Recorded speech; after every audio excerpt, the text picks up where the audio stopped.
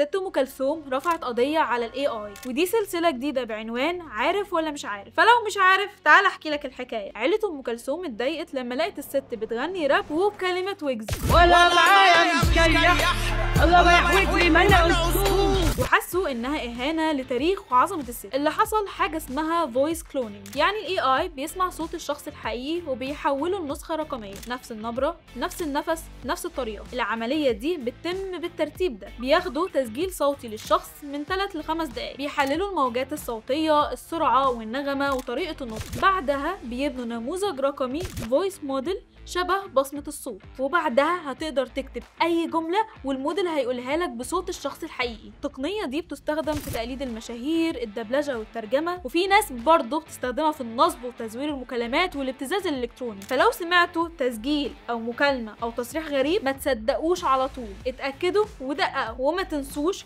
فولو آي سكول عشان بنقول كلام من بره المنهج.